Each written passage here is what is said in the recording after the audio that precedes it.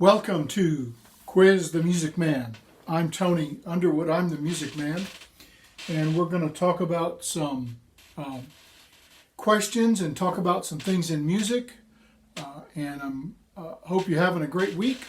And I'm also, if you're listening to this on a podcast, I'm also videoing this. And if you're watching the video, I'm also doing a audio only. So I might say some things that don't really mean a lot of sense. Depending on how you're looking at it, but I'll try to do the best I can. And let's get started today by just talking a little bit about what's going on in music today. Going to see what kind of crazy things we had. Not much today. Let's see who was born. Who was born today in music? Roger Whittaker. If you don't know who that is, Google him. He was born in 1936, back in the olden times. Durham Town, The Last Farewell, he's really well known. He had a real baritone voice. Whistled, was a really great performer. I've seen him, recordings of him playing live. George Benson, guitarist, songwriter. Who else would know? Andrew Lloyd Webber, the great English composer, musical theater. Let's see who else rings a bell here. That's about it that are super popular. Let's see what we got here.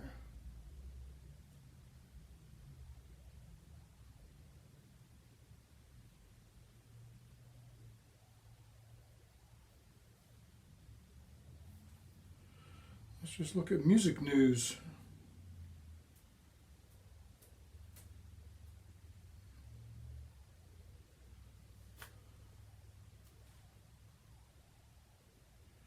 Let's see what we have here for music news. Demi Lovato worried near fatal overdose destroyed her career, so be mindful of yourself. Let's see what else we got. Joe Jonas marks 1 billion streams of Cake by the Ocean. John Mayer's got a new album coming out. Paul Stanley says Kiss have no reason to release new music. Sting, the Police reunion should never happen. So this is more, I think, established artists. So there we go. That's some music news, music happenings. Let's see what's going on in Billboard charts. The Hot 100.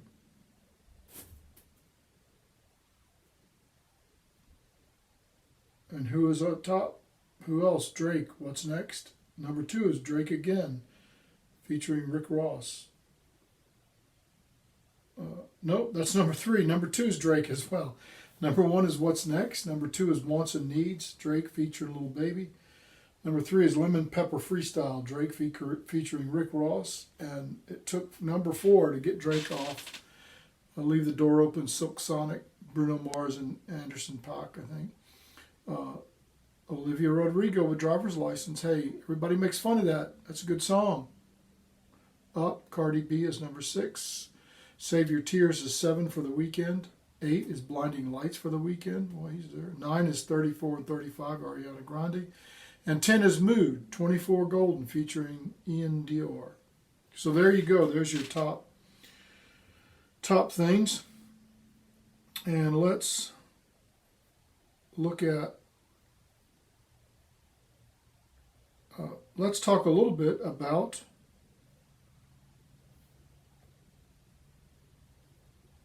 I can find my, here we go, about what does it mean to have a song in public domain.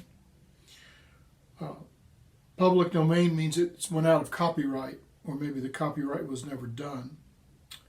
And what is copyright? When a person writes a song, they have what's called the publishing rights.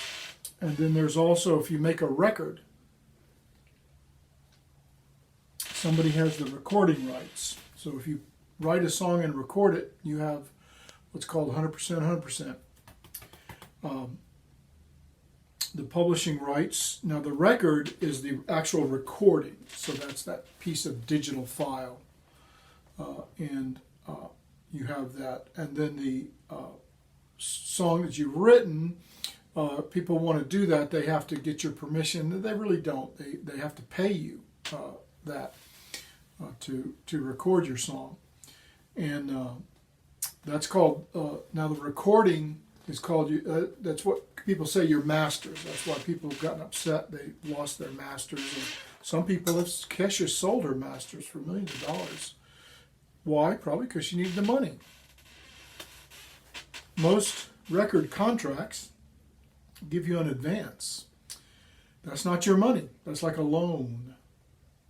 People immediately go buy gold grills, chains, medals, rings, jewelry, suits for their entourage, go out to $6,000-$7,000 dinners on a regular basis, go to clubs, buy expensive cars, expensive houses, all that stuff. And they don't realize that money's all what they call recoupable. So when the album starts making money, the first of that money goes back to the record company to pay off that advance. And if you look at the contracts, for the most part, the record company gets to what call expense things. That may buy you towels for your tour and things like that. And you might see, like Mike Tyson saw in his contract, it was a boxing contract, that he was paying for $300 towels, and he hadn't seen no towels. And I'm not saying that's how it always is, but that's the gist of things go wrong. YouTube Krayshawn and her record deal. She got over $300,000, but then they decided to change the way she operated to make her pop, and she didn't want to be pop, and things didn't work out. Her sales didn't do as well with the record company, and she had to start paying for the tour out of her pocket. And she ended up owing them money, which usually is, and you got to make another record. Then you owe more money, you got to make another record. And millions of dollars sometimes are being made, but you're not getting any of it. That's what upset Kanye West. That's why he, didn't like his contract and wants his masters. And it was the deal with, Taylor Swift and things. And I understand they want their masters, but they signed a contract. And whether you're 8 or 18 or 80 or 88 or 108, you got to read that contract, and you got to go to someone that's not affiliated with anybody on the other side, an advocate for you, an attorney, and read that and have them go right beside each little statement and write out what that means in real words. Or you can do that yourself so you understand it. Now, of course, I haven't seen all of Kanye's contract. I've seen some of it, and he got millions of dollars. So, and it's one thing, it's also need to YouTube why athletes are broke. An athlete will get a $4 or $5 million contract and think they're a millionaire, but they're not. Contracts for several years. You're probably paying 40 to 50% in taxes. You're probably paying your manager. And then they'll want to do something for their mom, so they'll buy them an expensive car and buy them a house when they should have just gotten a mortgage on it and made a payment. Because then down the road, as they make even more money, then they're able to leverage that money and have the money make money, so then they can pay things off. But Kanye got millions of dollars, or is going to get millions of dollars, but he feels trapped. And if you read it, it's all successive albums are going to take this money from. So you have to be kind of careful about signing your record contracts and what money you make. And that's a whole nother podcast, which we went over a little bit. We'll go over that again. And the reason we talked about that is public domain. After a certain number of years, you have to renew your rights. And then after a certain period of time, I'm not sure what the time is, I think it's 75 years or 78 years or something, that it goes into what's called the public domain. And it's kind of like if you're on YouTube with Creative Commons. It means anybody can use it, they don't have to pay anybody. And it's tricky because sometimes things may be in public domain. Like I think the song "Love Me Do" by the Beatles is in public domain some places and not other places, and it's battled in court. And "Happy Birthday" was a song that was battled in court. So anyway, we're going to talk about 5 songs that are popular and are, oddly enough, in the public domain. And let's see what they are. Number 1, you probably know what this song is, or have heard it before. I certainly know it because it was a very popular song when I was a lad, and I still say it's pretty popular. So let me pull the old guitar out and we'll play a little bit of it since. So this has got a fairly well-known intro.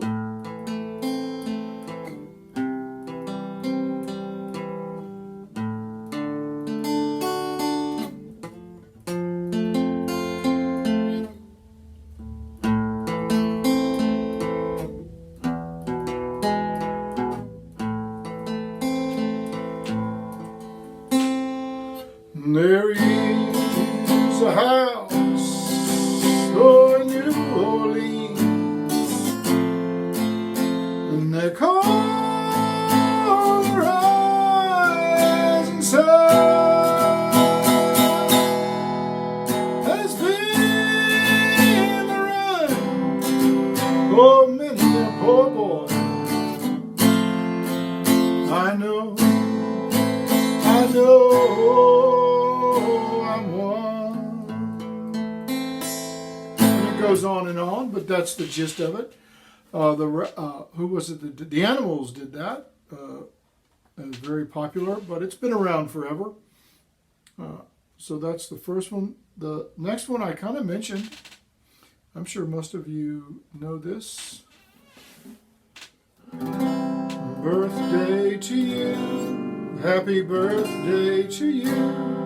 Happy birthday, dear. Put your name there. Happy birthday to you.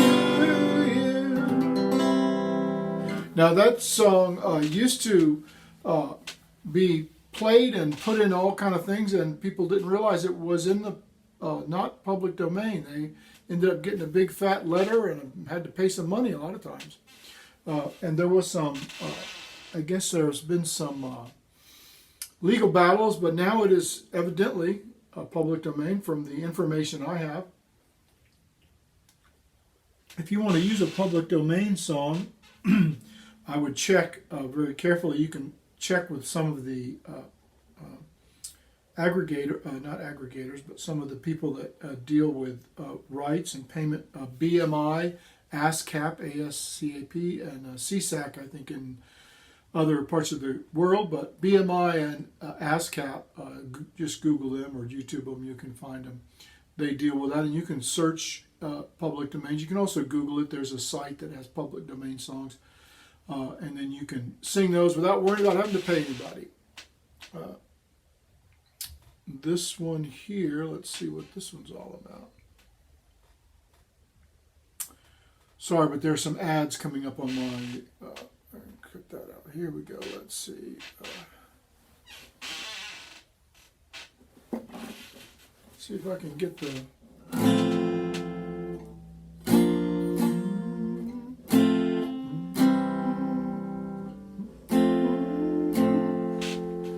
All right, we'll see what key this in. Rocks in the treetop all day long, hopping and a bopping and a singing his song.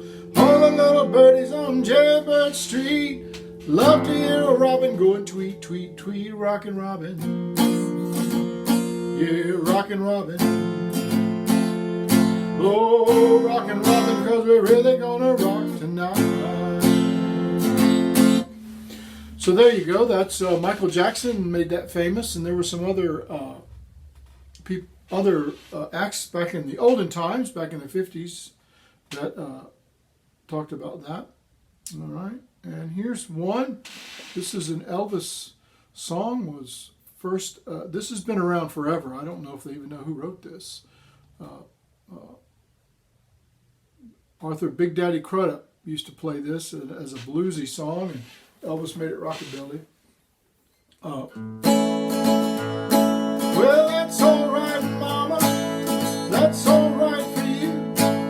That's all right, Mama. Just any way you do me, that's all right. That's all right. That's all right now, Mama. Any way you do.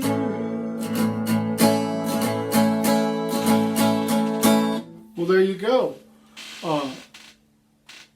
Sorry, this chair is really creaking. I gotta oil this chair a little bit. All right, so that's a big hit for Elvis.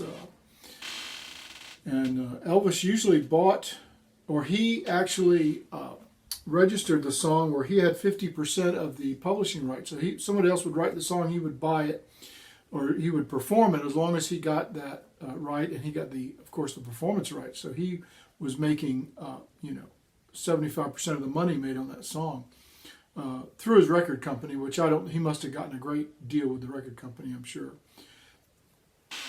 But anyway, he wanted to buy I Will Always Love You, the Whitney Houston hit. Now, Dolly Parton wrote that, and Elvis wanted it, but she wouldn't give up any of her writing on that. So, and she didn't do bad with Whitney Houston doing it. She probably made more money on that without singing it.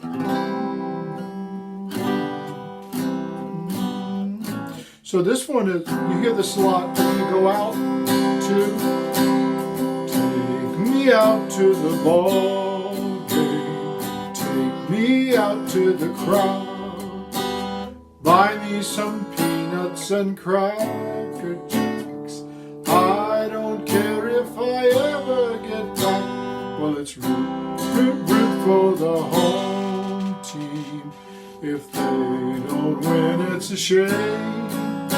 Now it's 1, 2, 3 strikes, you're out at the old game. Well, that sounds a little better on an organ, but I don't have an organ handy. Well, I had my keyboard, but didn't think about that. Let me put this guitar up.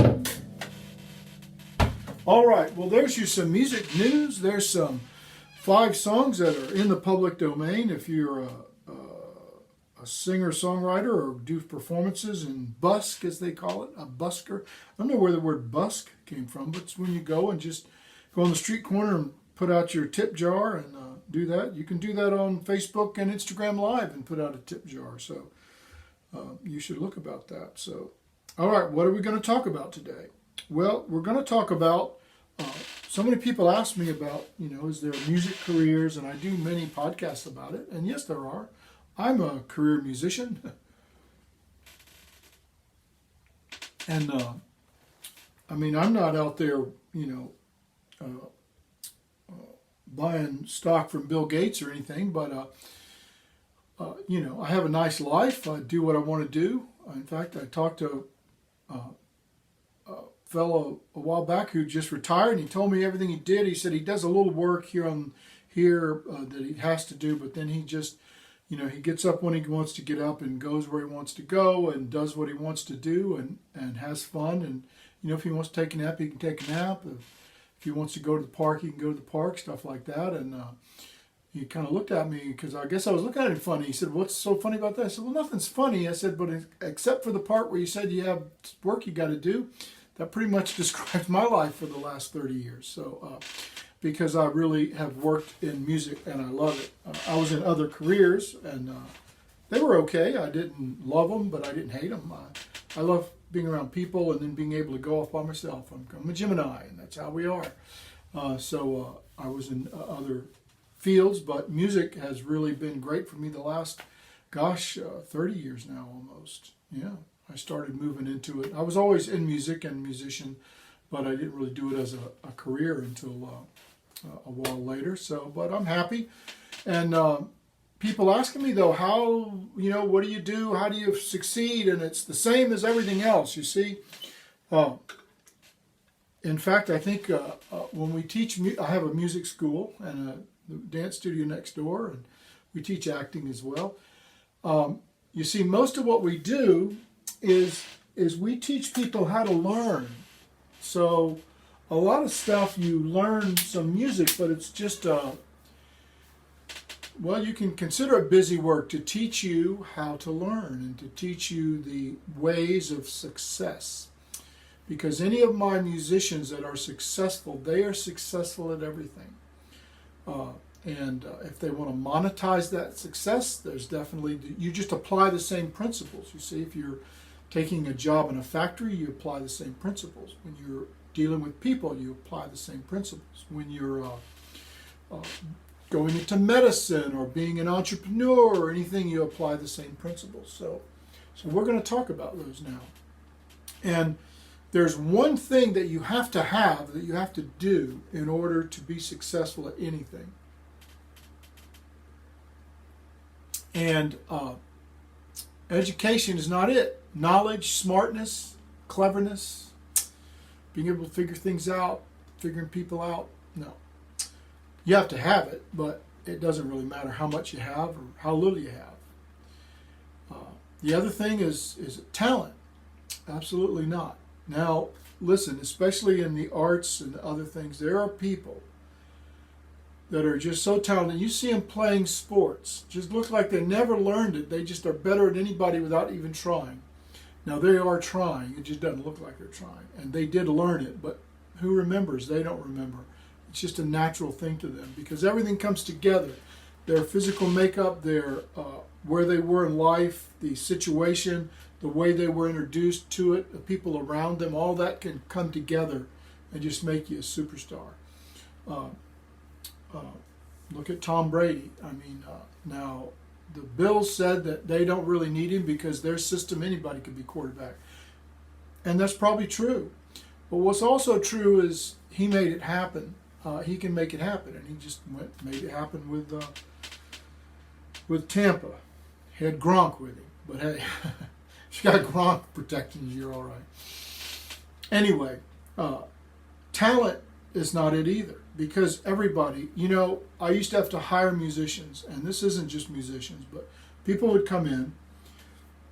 Guitarists could play every riff known to man better than most of the people out there and go crazy, but they could not get through a song. I would have them say, well, just play these intros, outros, solos, and fills. And a fill is, you're coming at the end of a song, and sometimes the drums will go boom, ba-dum, boom, boom, boom, boom, boom. Like ba-dum, boom, ba-dum, boom, that's a fill. Or a guitarist will go, the song will, the verse will end, ba da da da, and they go, dear, dear, dear, dear. Just adding that little bit. And they couldn't get through a song, they couldn't keep time, they couldn't do it. So you see, their talent didn't help them. Is it good looks? Well, it could be, or having a look. But that really comes later. You brand yourself. Brand yourself with your look. So, what is it that's important? And it has to do with what we do too. It has to do with practice. People say practice makes perfect. Practice, practice, practice. How do you get to Carnegie Hall? By practice, all that. But they don't ever tell you what practice is or show you. Practice is work. Now, it's not super tiring work. It's doing little bits of things over and over again, but doing what you need to do. Work, action, action, action. That's what gets you there. Education and talent doesn't grow without work, just as soil and seeds do not grow without water. So you have to give that work every day, all the time, correct amount. You can't just blindly do things. So how are you going to do this? You're going to dream. Then you're going to set goals. Then you're going to plan. And then you do. Now, how do you plan? You start at the end and work backwards to plan. So any plan starts at the end. This is my plan to get a job at a good architecture firm. Well, what's the thing right before that I need to have? I'll have to have a great interview. What do I need for that interview?